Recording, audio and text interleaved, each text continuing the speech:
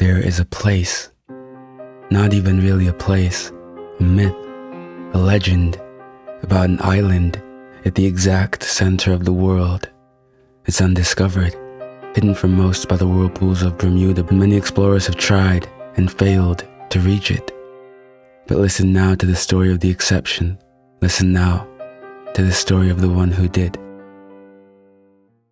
The three oldest emotions of mankind are love, rage, and fear. The greatest among these is fear, because fear will keep you alive. 7 months ago, me and my family went on a trip, not a common venture to the known wonders of the world, but a journey to find a new one. After all, me and my family are explorers, and explore we did. We found the center of the world. We were out at sea when it happened. A whirlpool near New Zealand came upon us like the fury of God. The sea sprayed its anger, the wind its fury, and in that great beast, that eye of the storm, I thought all was lost. But when we washed ashore, hearts still in our chests, we came upon an island, unmapped, undiscovered, beautiful, verdant greenery, birds soaring on high. We'd been looking for it for ages, that landmass at the direct heart of the world. But I started this letter with a quote that I hope will ring true in your ears. The oldest and strongest emotion of mankind is fear. And the oldest and strongest kind of fear is fear of the unknown. The thing that I now ask of you will be a hard thing indeed, but I pray that you do it. Imagine for a moment that you are me. Imagine you wake up, coughing seawater like a fountain. You look up to the eyes of Esther, your loving wife, smiling at you.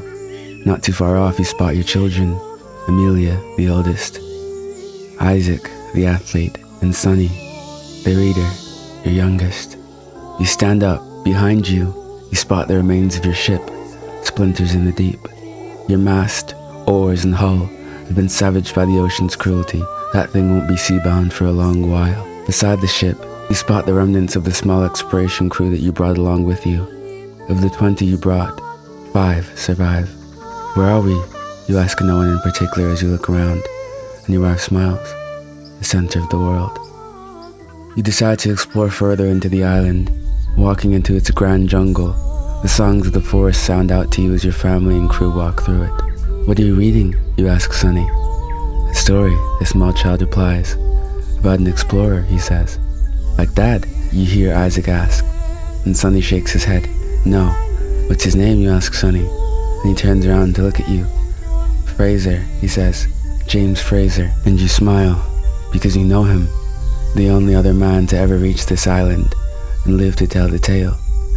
You explore the island further, embracing the beauty of the forest, walking through the hidden lines of forest beneath that harsh sun. And soon you come face to face with a spellbinding waterfall, at the heart of the island, and you and your people watch it with awe, when suddenly you notice something behind that water, glinting, an opening. You think to speak up, but then you think again. Who can you really trust here? These people, can you really trust them? Alright, you decide, and you tell your people you're going off to relieve yourself, and you run off into the distance. And as you make your way into the opening at that grand waterfall, your crew are none the wiser. You make your way into that waterfall's entrance, meeting a long, vast hallway in the rock, and rows on rows of statues carved into the sides. Strange, alien men stare daggers into you from gemstone eyes, watching you, judging you, but no matter, you've been judged all your life. Failed researcher. Parents judged you when they told you picked the wrong career path. And your wife judged you when you told her you wanted to come here, but nothing will stop you from this discovery. Your life's work. You walk further through the ashen passage in the rock, and then you see it. An oval room, nestled into the middle of the island like a tomb, like a womb, and at its center lies a book with golden inlays. You fall to your knees. Finally, after all these years of struggle and torment, your efforts will be rewarded. Your discovery will be paraded through the streets for all to see. The peers will honor you. Your wife will regard you with stars in her eyes. And James Fraser would wish he was you. You walk forward toward that great book. But as you look upon that book that stands in front of you, the crown of your exploratory efforts, you can't help but think, nah, you're probably good. You reach out towards that book. You open your eyes, seal shut, as if out of your control. What you think is you're thrust in darkness. What just happened? How did your eyes close on their own? Why? You open them again, looking at they close. Now you're angry. After all this time, all this work, why now, when you're about to celebrate your most crowning achievement, do your eyes suddenly betray you? No, you say, and you reinforce the steel in your heart. None will stop you from this great victory, not even your own eyes. And with all the force you can muster, you bid them open.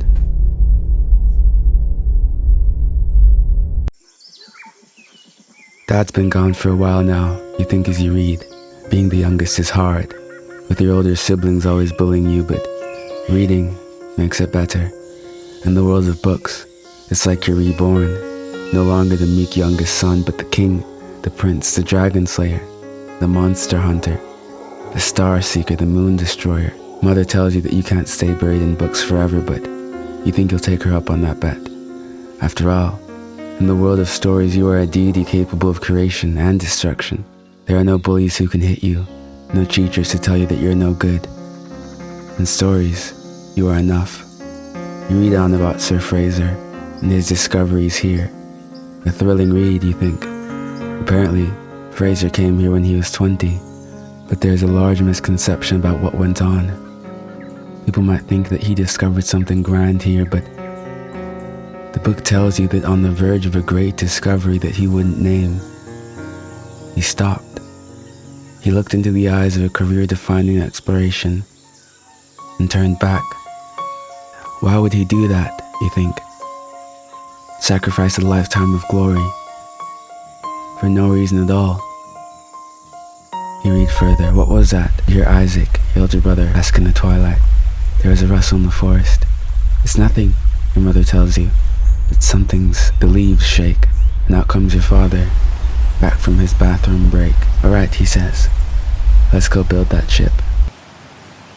As you make your way back to the ship, you look upon your father as you walk. Something about him is different. It's not the way he walks or the way he talks, but something deeper.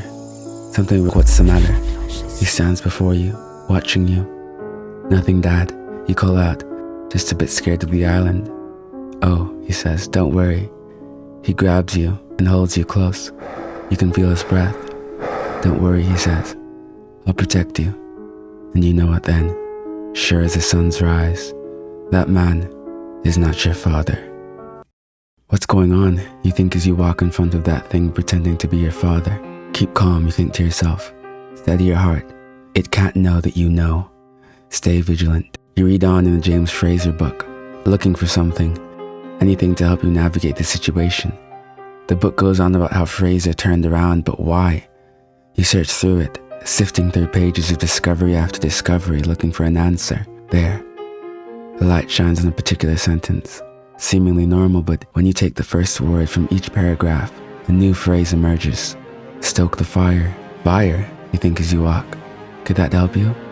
There's only one way to find out. You stop near a branch and tell your family that you need to tie your shoe. Then, you spot a thistle and weeds. Paltry ingredients, but you're a Boy Scout. They're enough. You hide behind the bush, rub with all your might as your family waits ahead of you.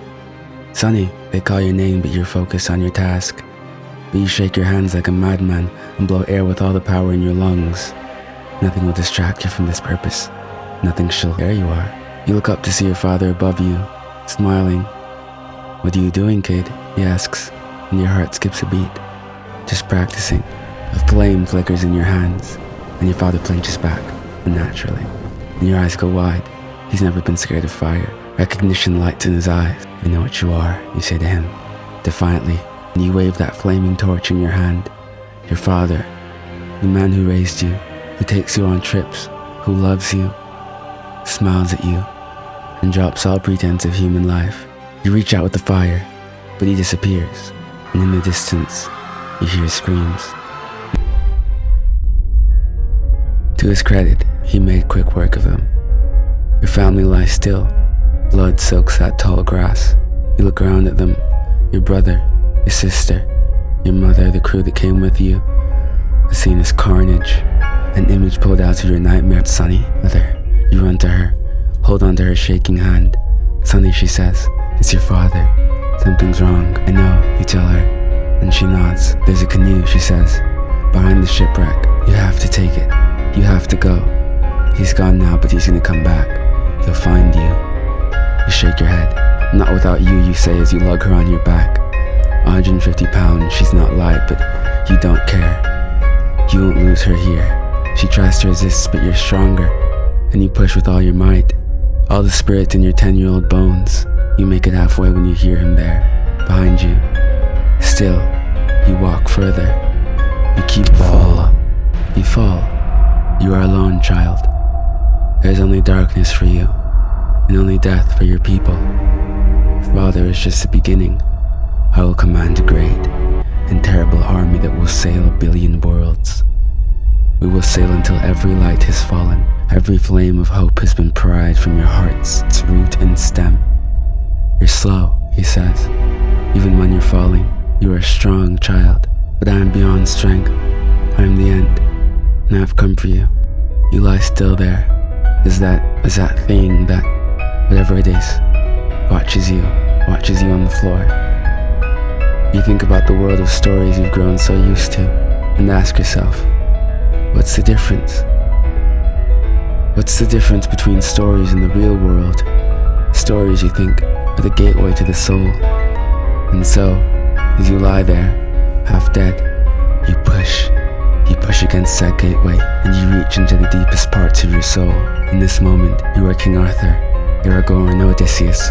You grasp at the victory, the bravery that they've given you over these years, and you hold on tight. The oldest emotions of mankind are these: love, rage, and fear. You've always thought that the greatest among these is fear, but as you lie there, fallen, you realize your error, you realize your mistake. The greatest among these is love. And you stand, and you rise, through the consternation, through the torment.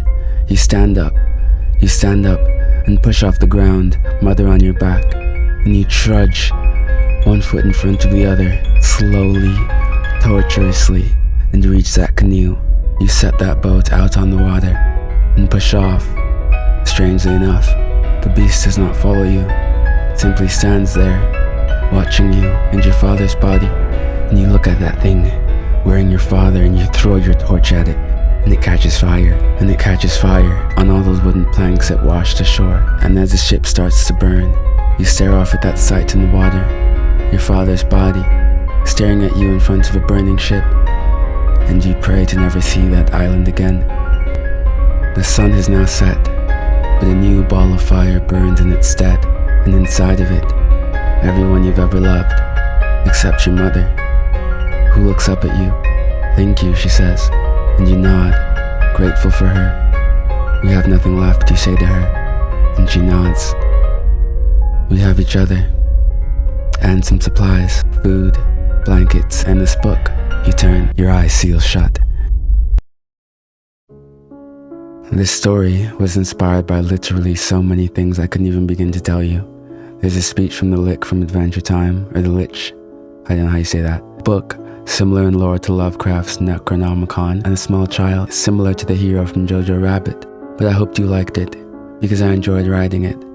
Please make sure to like the video, as that helps me a lot, because if you enjoyed it, that would mean the world. By the way, I started a Patreon, so please check it out for my scripts, or to simply support the channel so I can make more videos, more frequently, and at a higher quality. Also, join the Discord, we have fun there.